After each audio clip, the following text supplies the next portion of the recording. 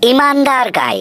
आनंदपुर नाम के एक छोटे से गांव में राजा नाम का एक गौशाला पालक रहा करता था। उसके गौशाले में कई सारे गाय थे। हर रोज राजा अपने गायों को नजदीक के जंगल में चराने ले जाता था।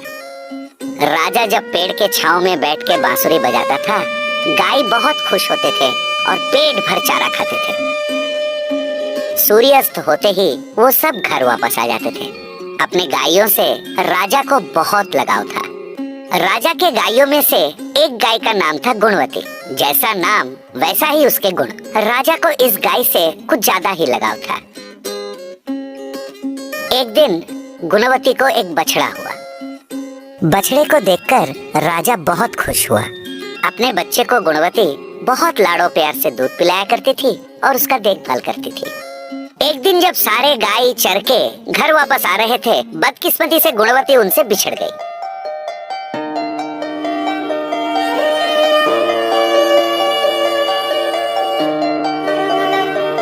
वो बेचारी अकेली डर डर के जंगल में से गुजरने लगी। अचानक उसके सामने एक शेर आ दमका।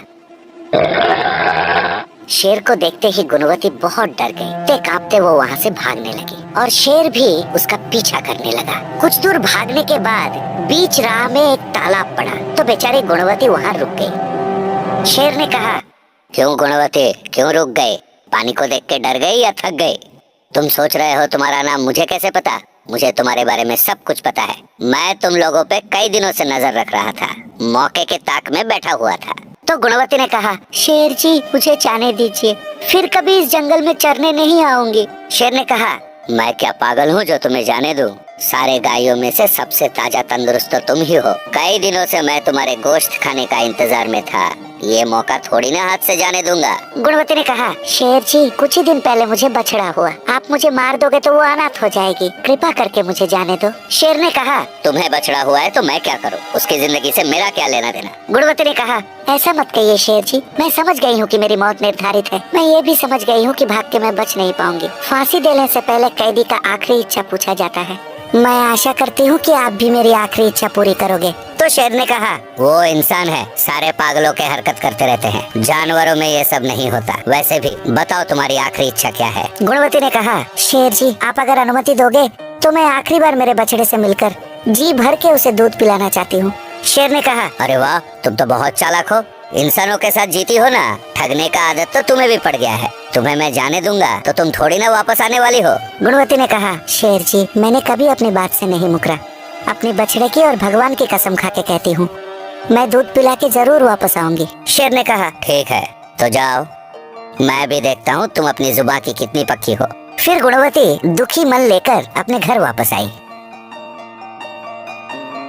अपनी माँ का राह देख रहा बछड़ा दौड़ के आया और दूध पीने लगा। बाकी गाय भी उनके पास आ गए। तब गुणवती ने सारी बात उनसे कही। तब एक दूसरे गाय ने कहा, गुणवती तू क्या पागल हो गई है? फिर से वापस जाना चाहती है? तुम्हें कहीं जाने की जरूरत नहीं है, मालिक को सारी बात समझा के आते हैं, तू यही रुक। तो गुणवती ने कहा, ये गलत बात है सखियों, अगर ये सारी बातें मालिक को पता चलेगा तो शायद उनकी जान पे भी बनाएगी। ये मैं नहीं चाहती हूँ। अपनी जुबान से मुकरना गलत बात है। बेचारा शेर भूखे पेट मेरे इंतजार कर रहा होगा, मैं उसे ठगना नहीं चाहती। मैं आशा करती हूँ मेरे जाने के बाद मेरे बछड़े को अपनी बछड़े की तरह पालोगे। तब बछड़ा रोने लगा, माँ माँ मत जाओ माँ, तुम्हारे बिना मैं रह नहीं पाऊंगा। तुम नहीं रहोगी तो मुझे दूध कौन पिलाएगा, कहानियाँ कौन सुनाएगा, मैं किसके पास सोऊं माँ, मत जाओ माँ, वो कहने लगा। तो गुणवती ने कहा, देखो बेटा आज से ये सारे तुम्हारे माँ हैं, मेरे बारे में भूल जाओ। अगर दूसरी जन्म होगी तो फिर मिलेंगे। ज्यादा शैतानी मत करना, अच्छे बच्चे की तरह रहना। ठीक है अब मैं चलती हूँ। थोड़ी दूर जाकर रुककर उसने मुड़ के अपने बच्चे की तरफ देखा। सारे गाय दुख भरी नजरों से उसे देख रहे थे। फिर गुणवती वहाँ से चली गई। जंगल में वो शेर के गुफा के पास आ पहुँची। शेर जी मैं आ गई हूँ, माफ करना आने में थोड़ी देरी हुई, मुझे माफ कर दीजिएगा। मैंने काफी देर आपको भूखा रखा, आइए मुझे खाकर अपनी भूख मिटा लीजिए। उसके बातें सुनकर शेर गुफा से बाहर आया।